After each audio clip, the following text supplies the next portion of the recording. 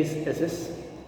In that we have done the two parts of chapter number 2 from trade to territory. In that we have seen the introduction, and then we have seen the East India Company came to East, and then we have seen the second part as how East India Company began trade in Bengal, and then we have seen the battles, how the trade becomes a battle, and then Battle of Plassey, one of the important concept we have studied in the last video. In today's video, we will be discussing further as Battle of Plassey gets over, where Sirajuddaulah got defeated because his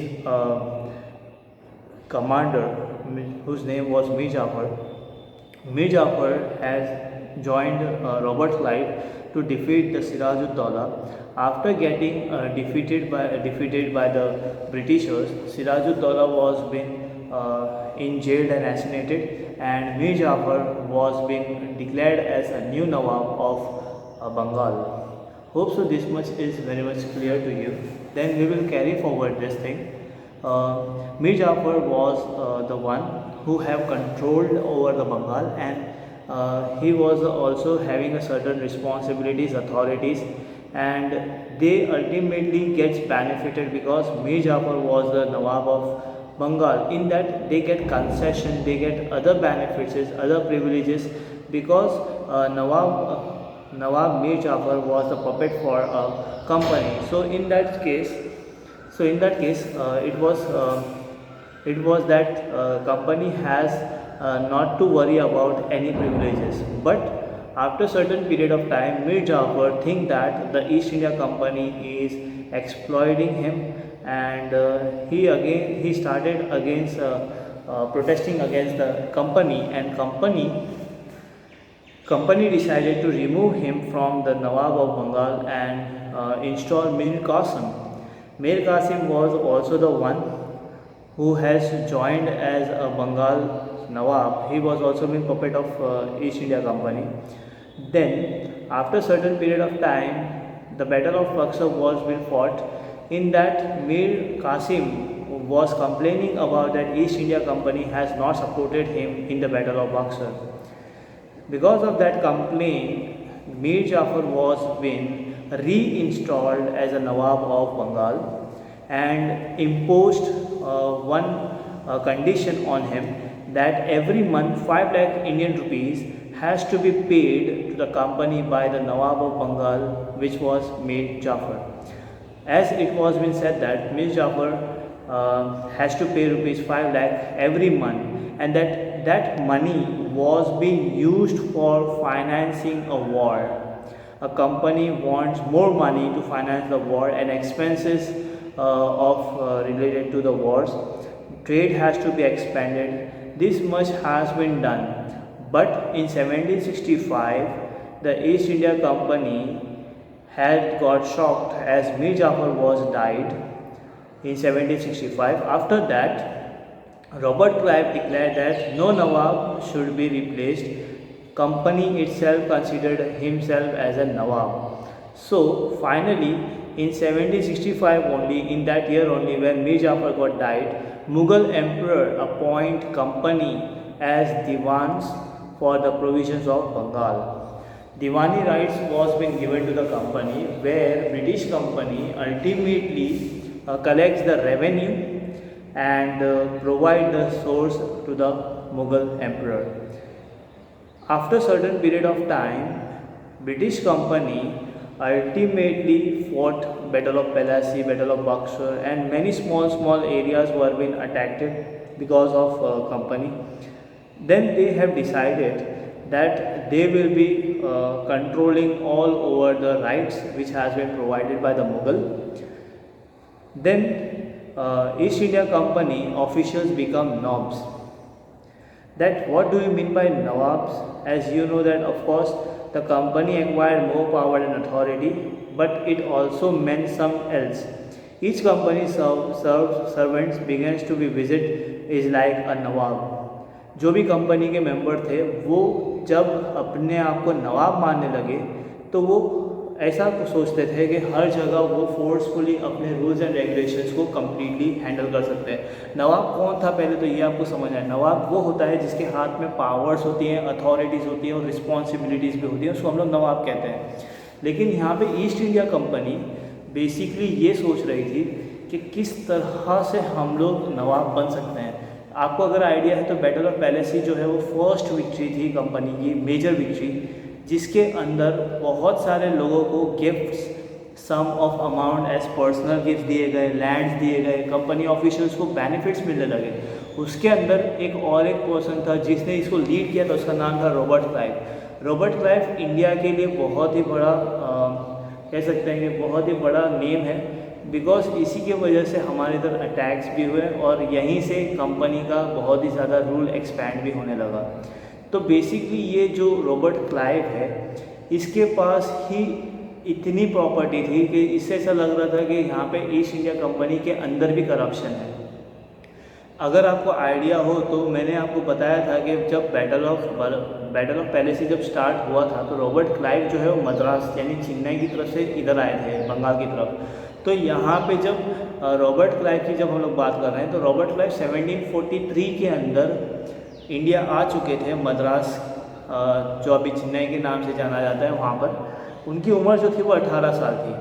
लेकिन जब वो 1767 में जब India को उन्होंने left किया, मतलब India छोड़ के गए, तो उस टाइम में यूरोज़ में उनके पास 4,01,102 रुपीज़ की टोटल वर्थ प्रॉपर्टी थी, along with money, golds and everything. But यहाँ पे प्रॉब्लम क्या थी कि जब ये डिक्लेयर हुआ कि वो गवर्नर जनरल के साथ साथ में उनके पास इतना वर्थ था, तो यहाँ पे पता चला कि बहुत सारे लोग करप्टेड भी थे। तो करप्टेड इंसिडेंट को रिमूव करने के लिए क्रॉस एग्जामिन किया गया ब्रिटिश एडमिनिस्ट्रेशन की तरफ से, और ब्रिटिश पार्लियामेंट ने बहुत सारे सस्पेक्ट्स को अल्टीमेटली रोक लगा दी उनके ऊपर। और 1774 में जब रॉबर्ट क्लाइव के ऊपर जो सस्पेक्ट्स लगाए गए थे या जो इल्ज़ाम लगाए थे, वो जब उसके ऊपर साबित हो गए तो उसने अपने आप को सुसाइड कन्वर्ट कर लिया। He ultimately died by doing suicide in 1774।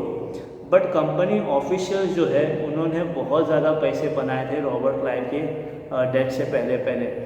But ये इंडिया के लिए एक तरह से डिजीज़ जैसा काम कर रहा था, क्योंकि इंडिया के पैसों से ही वॉरफेयर इस्टेब्लिश हो रही थी। साथ साथ में यहाँ पे करप्शन, डिसऑनेस्टी बहुत ही ज़्यादा हाई हो गई थी। साथ साथ में हम यहाँ पे ऐसा भी कह सकते हैं कि यहाँ पे जो ब्रिटिश ऑफिशियल जो थे, जो इंडिया में आए, इंडिया में आके बिजनेस करना शुरू किया, और उन्होंने जो ब्रिटिश गवर्नमेंट के लिए जो वो लड़ाई लड़ते थे वो भी उन्होंने बंद कर दिया। They ultimately do the business and they become a knobs. ठीक है, नॉब्स यहाँ पे एक शो ऑफ वाला कॉन्सेप्ट भी यहाँ पर दिया जा सकता है, क्योंकि इन लोगों ने नॉर्मली इंडियन गवर्नमेंट या इंडियन नवाब्स का बहुत ज़्यादा मजाक उड़ाया था, और अल्टीमेटली ये ब्रिटिश सोसाइटी के लिए एक बहुत ही इम्पॉर्टेंट फैक्टर बन चुका था। तो ये टॉपिक तो है ऑफिशियल नॉब्स के बारे में। लेकिन जब हम लोग आगे डिस्कशन करते हैं तो कंपनी ने रूल कैसे एक्सपैंड किया। अगर आपको पता हो कि बैटल ऑफ बक्सर जो है वो 1764 में जो फाइट हुई थी, उसके अंदर बहुत सारे रेसिडेंट्स ऑफ इंडिया जो थे उनको पॉलिटिकली या कमर्शियली उनको हटा दिया गया था कंपनी की तरफ से। एज आपको आइडिया आ गया है कि मुग़ल एम्परर ने इनको दीवानी राइट्स दे दी थी, तो दीवानी राइट्स में इनके पास रेवेन्यू ये सब चीज़ों का इन्फॉर्मेशन हुआ करता था। ठीक है, तो इन्फॉर्मेशन होने की वजह से वो बहुत सारी चीज़ें इम्पोज कर देते थे। अब इनके पास इंटरनल अफेयर्स स्टेटमेंट भी था इंडिया के अंदर। तो बेसिकली इन्होंने क्या किया, इन्होंने फोर्स सब्सिडी अलायंसेस इम्पोज कर दिए थे, और यहाँ पे ऐसा बोला था कि Indian ruler, those are the Indian rulers who are ruling the kingdom, they were not allowed to have their own independent force. Only company can protect them. On behalf of protecting the king has to pay the lump sum amount which was been named as subsidy force. Subsidy force has to be paid by the people, and the king has to pay. If the king does not pay the subsidy force, then the certain part of the territory has to be taken by the company. East India Company has taken lot of things as penalty.